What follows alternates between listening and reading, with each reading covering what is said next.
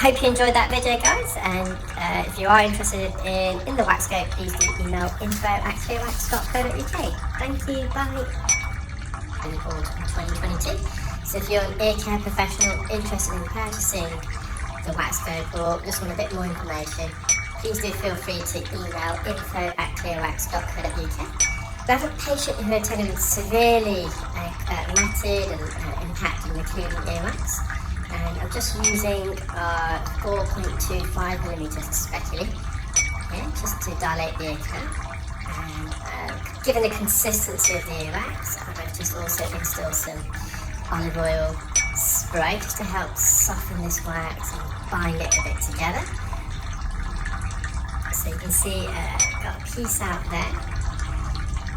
Now this plug does extend all the way from the entrance to the patient's eardrum. This is their worst left ear, and if you stay tuned you'll also see the procedure in the right ear. I had to use an ear hook in the right ear because the wax was a bit firmer. In this ear, the symptoms were more pronounced. There was a lot more hearing loss and also otalgia. And you'll see, once I remove this plug, you can see how impacted it is against the canal. The skin adhesions are compressed, it's adhered tightly to the canal wall. And this was, I feel, also adhered itself and impacted itself directly onto the eardrum. And the eardrum was slightly inflamed, vascularized post-procedure. And they have also been using a lot of drops on this ear. It's very likely that the drops have settled and got trapped behind the plug of wax up against the eardrum. See, what I'm trying to do here is just go around the perimeter of the ear canal, just trying to tease this wax off. It's extremely stubborn still.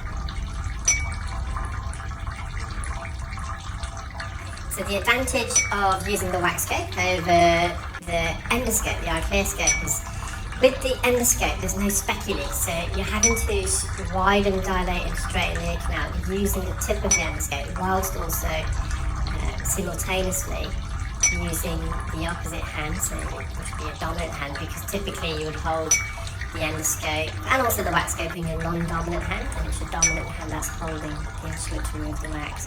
So a lot of people that we trained just found acquiring that skill a bit difficult, using both hands simultaneously. It's bilateral integration and coordination, that's the term given. And it was very apparent very early on that I wanted to develop not a substitute product, because I think in terms of optics, if you are able to use the endoscope, and if you've seen my other YouTube channel, if you just type in the hair clinic, you can see the difference in view that's provided by the endoscope, the iClearScope, and in my opinion at least, there's nothing actually better to remove earwax than the endoscope. It's just unparalleled the field of view, and that really helps you to remove and manipulate the wax. But I originally got trained in earwax people using head loops, and I found them to be really restrictive. The optics weren't very good, it was very blurry. But of course, when you're using head loops, you've got a specular to help straighten the ear canal, so you don't have to use, obviously, in the case of the endoscope, the instrument itself to widen the ear canal. I then got myself an ENT microscope, which I still got in the clinic, but it wasn't portable, and even an ENT microscope, it requires a lot of high skill level training, and although the microscope provides you with great magnification, clarity, when we train people, it was quite a difficult thing to train people on. The binocular vision, being able to visualise the earwax using both eyepieces, and to kind of converge that binocular view into one still image. And so in the background, I've always been working on this WAXscope, and there's loads of obstacles to overcome, and it took us a while, but we eventually got there. So that's a brief history on why I decided to develop the WAXscope.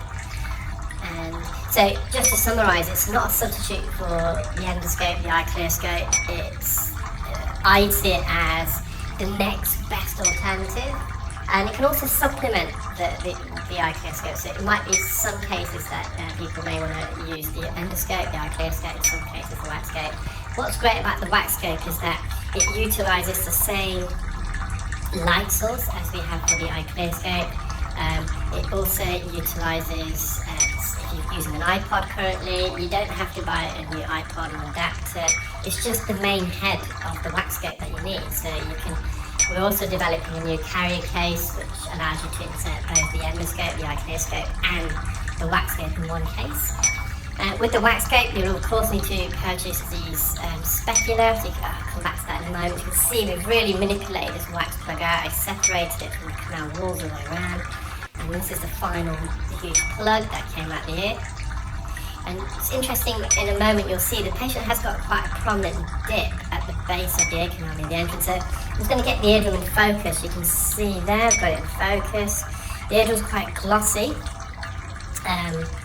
It's quite wrinkly as well there, so the patient had been realised, as I said earlier, they've been using a lot of drops. And what the drops can do, say with water, it can cause a wrinkle effect on the eardrum, the epithelial layer. You can see the vascularis there, the blood vessels, capillaries just dilated on the handle of malleus, but everything's fine. Again, we've got it in focus there, and you can see here, there's a little dip in the patient's ear canal, and that could be an attributing factor to why the patient has got this wax buildup, because the wax is trying to migrate out of the ear, and as it is, it's getting trapped in this little dip, this little trench, and it's no longer able to migrate. So yeah, just going back to the specular sizes, so we've got 4 specifically designed specular for the WAXscope. In terms of price, they're going to be very similar to your standard earwax removal specular. So the Shea specular, the Rose, and the Markin, and they're single-use disposable. You clip it on. I uploaded a couple of posts yesterday on social media, whether it be LinkedIn or Facebook, Instagram, etc., showing how it connects. And you can just see there's a final view of the eardrum. Symptoms alleviated. This is the patient's writing. This year they hadn't been using any drops, so the wax was a lot firmer, and in the end I had to use an ear hook to dislodge this from the ears. There's a lot, and the ear canal was a bit narrower this side as well.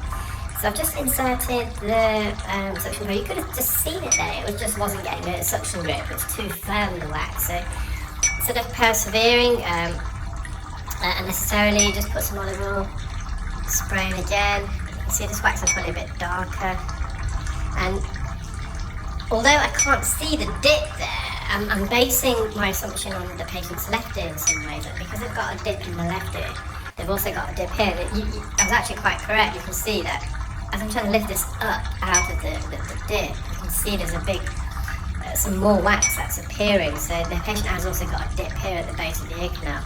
And that's just a little tip. So although your ears can be different in anatomy quite often, but sometimes certain features can be found in both ear canals, just as the dip in this patient's ear. But I would say that the entrance of this ear is a bit narrower, and I was going to use the 3.5mm specular. I was going to revert, but I was still able to dilate the ear canal using the 4.25. You can see I just pushed it slightly further in, just stretching. I'm just getting it in focus,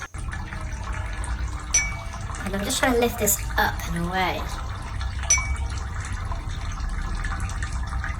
There's loads of skin adhesions here. This plug, after removing, when we put it on the table, it pinged, so it was like a sponge, so it was really solid. And sometimes when the wax is really, really hard, it's very difficult to get a suction grip. And the drops can help, but it probably would have needed this patient to use the drops for a bit longer, or for me to put it in a bit longer, or getting the patient to come back. And so we want to get this out today for the patient. But at the same time, we don't want to cause any discomfort. That's also important. So I always, when we're doing our clear wax training courses, we always advise the delegates, don't be afraid to get people back if you need to. It's not a problem, and the more experience you get with moving earwax, the less you're going to be able to do that. But it's not, don't see that as a negative. It's important, especially when you're embarking as in your journey as an earwax removal specialist, a clinical ear care specialist, to know your limitations. And when I first started, there was quite often I would get people back, and I would refer to colleagues, an ENT surgeon, a good friend of mine, Mr. Darius Rajali, if required. But of course now I've become a lot more experienced and skilled, so it's seldom that I do need to refer, if at all anymore. But never feel afraid to using drops, and if you do need to get people back, that's no problem, that's fine. Occasionally I still have to get people back. I would say very, very seldom now, but probably 2 or 3, maybe 4 a year.